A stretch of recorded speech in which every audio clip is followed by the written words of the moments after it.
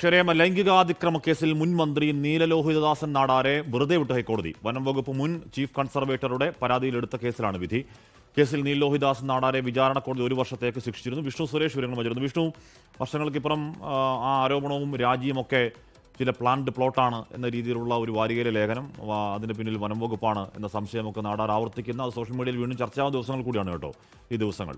ഈ കോടതി വിധിയുടെ വിശദാംശം എനിക്ക് തോന്നുന്നു 1 വർഷം ശിക്ഷ ആയിരുന്നുവെങ്കിലും ആ ശിക്ഷാവിധി തന്നെ കുറച്ചിരുന്നു തോന്നുന്നു വിഷ്ണു.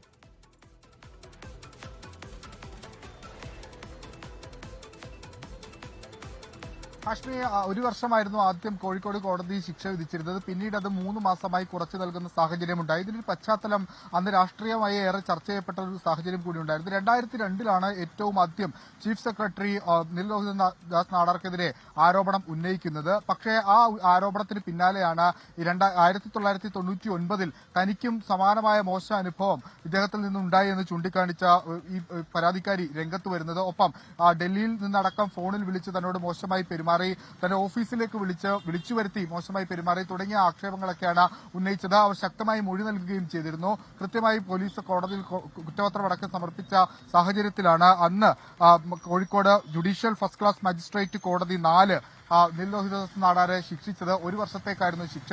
പിന്നീട് അത് 3 മാസമായി കുറച്ചു നൽകിയിരുന്നു. ഇത് ചോദ്യം ചെയ്തുകൊണ്ട്, കോടതിയുടെ ഈ ശിക്ഷാവിധി ചോദ്യം ചെയ്തുകൊണ്ടാണ് അന്ന് മുതൽ തന്നെ നിയമപോരാട്ടം നീലലോഹിതദാസ് നാടാർ ആരംഭിച്ചത്. അതിപ്പോൾ പരിസമാപ്തിയിൽ എത്തിയിരിക്കുന്നു, ഫലം കണ്ടിരിക്കുന്നു. ജസ്റ്റിസ് കൌസർ എടപ്പകത്തിന്റെ ബെഞ്ചാണ് ഇപ്പോൾ നീലലോഹിതദാസ് നാടാരെ കുറ്റവിമുക്തൻ ആക്കിക്കൊണ്ട് ഉത്തരവ് പുറപ്പെടുവിച്ചിരിക്കുന്നത്. അതുമായി ബന്ധപ്പെട്ടുള്ള വിധിപ്പകർപ്പ് പുറത്തുവരേണ്ടതുണ്ട്. കഴിഞ്ഞ ദിവസങ്ങളിലടക്കം ഈ രാഹുൽ മാങ്കൂട്ടത്തിലുമായി ബന്ധപ്പെട്ടുള്ള വിഷയങ്ങളൊക്കെ ചർച്ച ചെയ്യപ്പെടുന്ന ഘട്ടത്തിലൊക്കെ ഈ കേസും പല സാമൂഹ്യ മാധ്യമങ്ങളിൽ ചർച്ചയായിപ്പെട്ടിരുന്നു.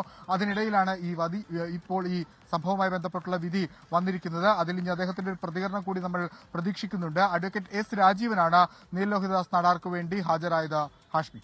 ഓക്കെ, വിഷ്ണു സുരേഷ് വാർത്തയുടെ വിവരങ്ങൾ നൽകിയത്. നേരത്തെ പറഞ്ഞ ഒരു വാരികയിലാണ് ലേഖനം ഉണ്ടാവുന്നത്. എന്തുകൊണ്ട് രാജി, ആ കേസിന്റെ പശ്ചാത്തലം, ഒരു മരമുറി കേസിന്റെ കാര്യം, പിന്നിൽ വനമാഫിയ, നേരത്തെ വനം വകുപ്പ് എന്നാണ് പറഞ്ഞത്, വനമാഫിയാണ് എന്ന നാടാരുടെ വേറൊരു ഓൺലൈൻ മാധ്യമത്തിന് കൊടുത്ത പ്രതികരണമൊക്കെ സോഷ്യൽ മീഡിയയിൽ ചർച്ചയാവുന്ന സമയത്തുകൂടിയാണ് ആ കേസിൽ നാടാരെ വെറുതെ വിട്ടുകൊണ്ടുള്ള ഹൈക്കോടതി ഉത്തരവ്.